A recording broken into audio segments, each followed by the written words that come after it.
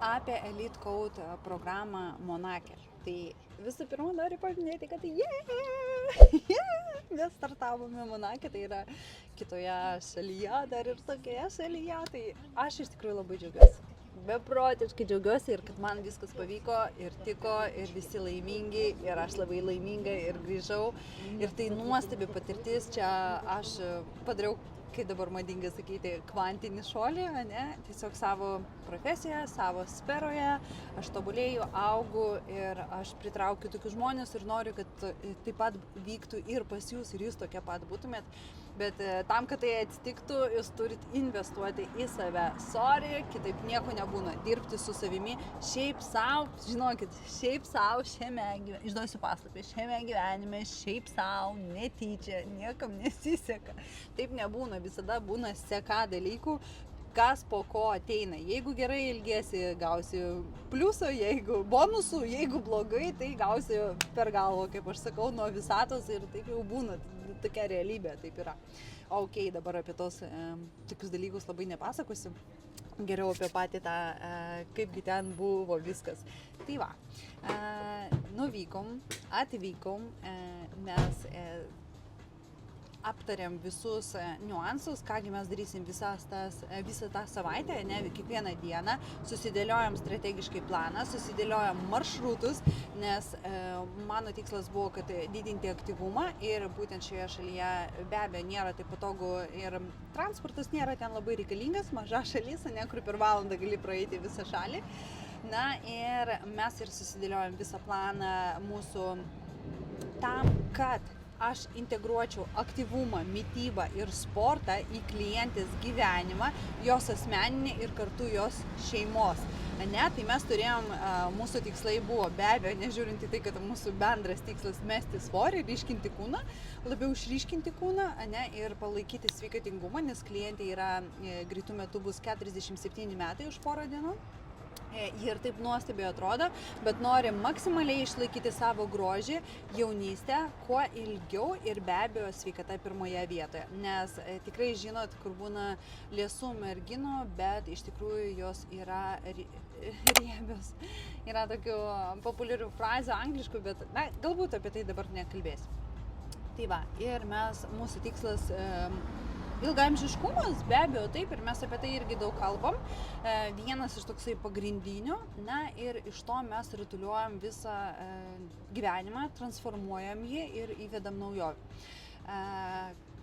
Taigi, kągi mes darėm? Susidėliojom visą planą, kadangi mes einam rinkti žingsnių, kada mes padarom rytinį kardio ir jį kieme patogiau daryti, kam daryti ant takelio, be abejo, ir ant takelio su nuostabiais vaizdais, aš galbūt čia kažkur priseksiu video, nuostabus vaizdai, bet galima tuo pačiu mėgautis ir tiesiog einant, nes ten visur, wow, visur vaizdai. Be abejo, mes lipom laiptais, o nesinaudojom eskalatorium, nes taip pat dailinam tuo pat metu ir kojas ir be abejo viską tai skaičiuojam žingsnius kaip papildomą tokį kaip kardio arba dienos aktyvumas bendras.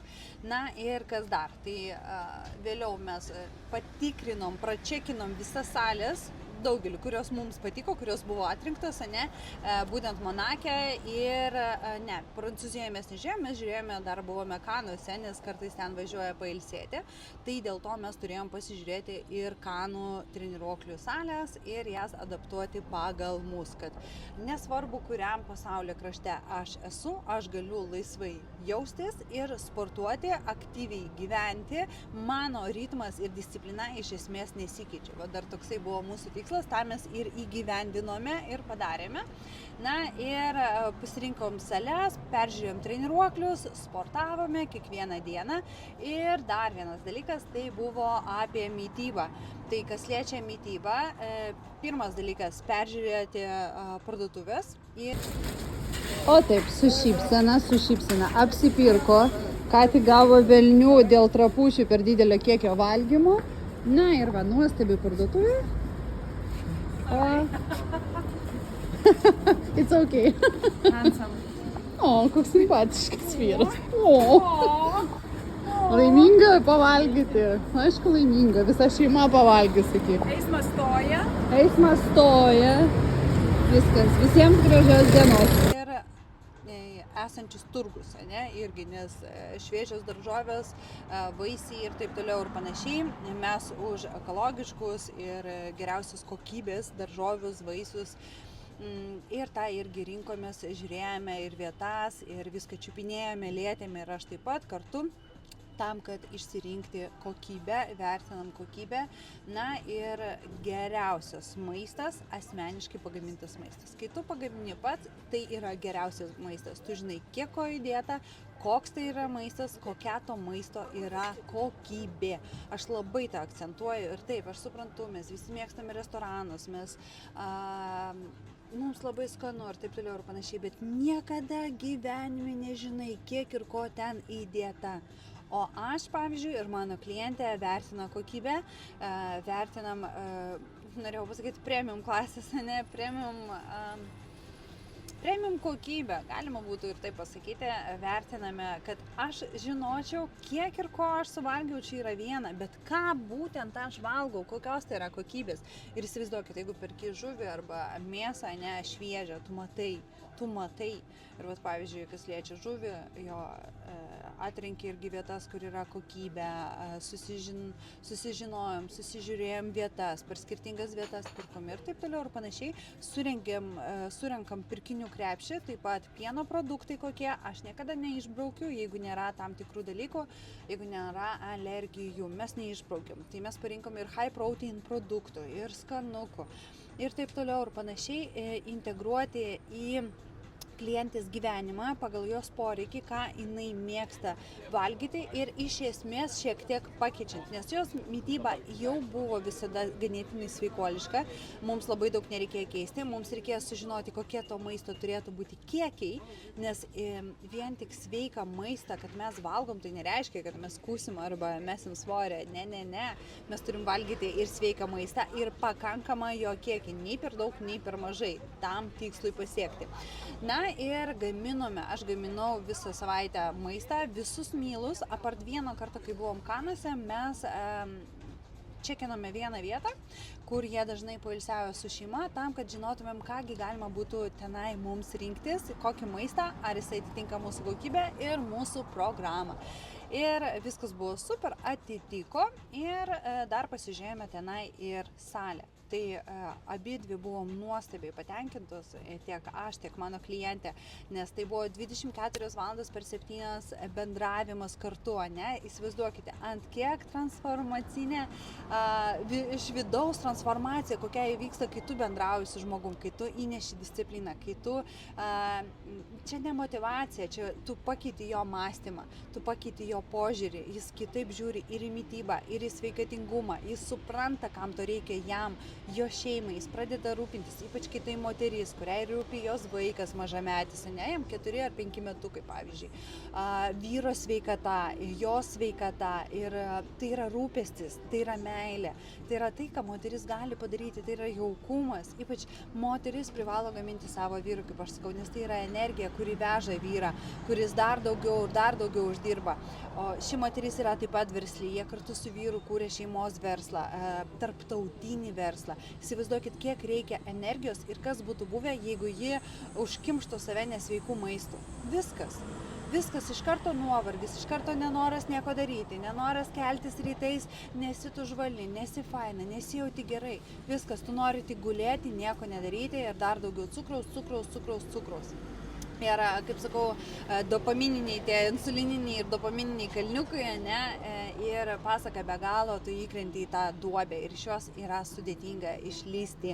Kai tu, geriausias dalykas yra pabūsti ryte pilnam, kupinam energijos, kūrybos ir jeigu tu turi savo verslą, ne, tarptautinį, tau reikia kurti, tau reikia energijos, tau reikia daryti, tau reikia judėti iš kur. Maistas yra energija, taip, tik tada, jeigu jis yra tinkamas maistas ir tinkamas jo kiekis. Jeigu yra per daug viskas, nesvarbu, kad tai ir sveikoliško maisto irgi gali būti per daug ir jisai apsunkins. Mes turim tiek suvalgyti, kad jisai pakrautų mus visai dienai, judesiui, užkurtų, kūrybai, daryti, stengtis. Tai mes taip generavom tą energiją ir sakau, integravom dar ir sąmoningą ėjimą ir daug kitų dalykų, kalbėjom tiek ir apie santykius, kokie turėtų būti santykiai tarp vyro ir moters. išsikrovė. Kaip sakau, jeigu išsijungia, reiškia, užtenka jau tą temą kalbėti. Aš tik tais greitai pabaigsiu mintį, pabaigsiu šią gražią istoriją ir palinkėsiu jums taip pat nuostabių akimirkų, nuostabių patirčių gyvenime, nes su jo mes augam, tobulėjam ir tiesiog kiekvienai linkiu kuo daugiau šilumos, meilės, gerovės ir kad tik tobulėti, kilti aukštyn, aukštyn, aukštyn ir būti laimingai nuo širdžios tos moteriškos laimės. Vat kaip ir sakau, mes labai daug kalbėjom apie santykius, santykių tema, moteriškosios laimės tema, nes tai tikriausiai viršūnė, ko mes siekiam. Ir tokia labai įdomi frazė, kurią ir aš, ir mano klientė sutapatinom, ne tai, kad sutapatinom, pajutom vaibą. Happy wife, happy life. Tai va, laiminga žmona, laiminga šeima. Ir tas tikrai taip ir yra ir veikia. Aš anksčiau to nesupratau ir prireikė metai, kol peržiūrėjau savo santykius, kokie jie buvo vieni, kiti ir dariau išvadas, kas buvo blogai, kas buvo gerai, kur ir kaip elgiausi, kur buvau galbūt nemoteriška ir užspaudžiau. Vienaip ar kitaip, kai verslė esi moteris, kai stipri moteris, tai ne visada yra gerai, kaip mes tą galvojame, ne? Ypač jeigu esi lyderė, tai irgi reikia mokėti būti moterim, nes vyrui nereikia antro vyro namuose. Moteris turi būti moteriška. Tai tokius klausimus ir tokias temas mes irgi aptariam projekto metu, nes tai yra mano temos, tai, ką aš mėgstu, tai, ką aš myliu ir tai, ko aš noriu dalintis ir skleisti šią žinią kiekvienai artimai ir neartimai, bet kiekvienai moteriai, kad visos būtumėm tiesiog laimingos, o kaip ir sakiau, jeigu laiminga moteris, tai laiminga ir visa jos šeima. Ir vyras, ir vaikai, nes energetinė prasme tas irgi labai jaučiasi.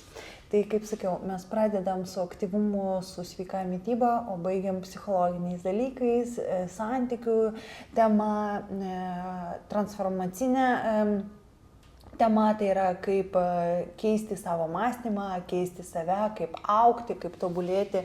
Čia tokie paprasti žodžiai, bet iš tikrųjų tai viskas žymiai giliau. Ir paskutinius aš kokius 4 metus buvau saviugdoje, daug mokinausi, daug skaičiau, nuėjau, gilinausi į šias temas ir dabar jaučiuosi, kad esu pasiruošusi dalintis su jumis. Taigi tau yra įdomu ir irgi norėtum tokios patirties, jeigu tu esi pasiruošus keisti savo gyvenimą, susisiek su manimi, parašyk man ir mes aptarsime konsultacijos metu, tiesiog susiskambinsime skambučių metu, ar tau ši programa yra tinkama, ar mes galime ją pagal tave priderinti, kokia yra tavo dienotvarkė, aptarsim be abejo, kokie yra tikslai, kokį tu nori pasiekti ir ar galiu aš tau padėti, nes aš dirbu ne su visais, ne su visom moterim, ne su visom šeimom, bet aš dirbu visame pasaulyje, kaip aš sakau, kur jūs ten ir aš galiu atvažiuoti, galime dirbti online, galime tiek Lietuvoje, tiek užsienyje, Pietų Prancūzijoje, Monake, Nicoje, Kanuose, čia šios šalis, šie miestai, kur aš jau labai gerai žinau ir salės, ir parduotuvės, ir bendrą struktūrą norėjau pasakyti, taisyklės galiojančias, kaip ir kiekviena šalis turi savas. Tai vat, parašykite man, nežinau, žodį intuityviai ir susiskambinsim skambučių.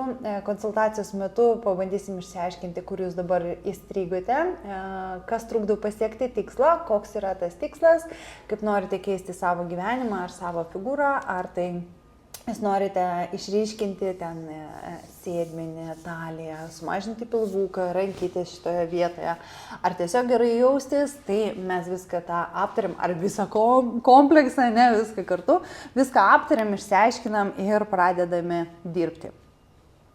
Tai ką, laukiu jūsų žinučių, jums geros dienos, siunčiu savo širdutės ir sekite toliau Elite Code, bus dar video iš pačio Monako. Čia aš galbūt taip tiesiog, kai esu įkvėpta, tai įkeliu tą video tokį feedbacką po kelionės pasidalinimui, nes visiems labai įdomu, kągi aš ten dariau. Tai va, ir likit su manimi. Followinkite šį kanalą, pakomentuokite, ką nors, man labai įdomu. Ir bus daugiau video. Patikėkit, nėra sunku. Va. Nėra lengva taip sėdėti prieš kamerą, kalbėti ir jo lab kelti į YouTube, nes yra labai daug tų tokių laimingų žmonių. Tai va, gerai. Apkabinu, linkėjimai jums, jeigu nori su manim dirbti, bendradarbiauti, praeiti Elite Coach programą, parašyk man žodį intuityvi. See you later.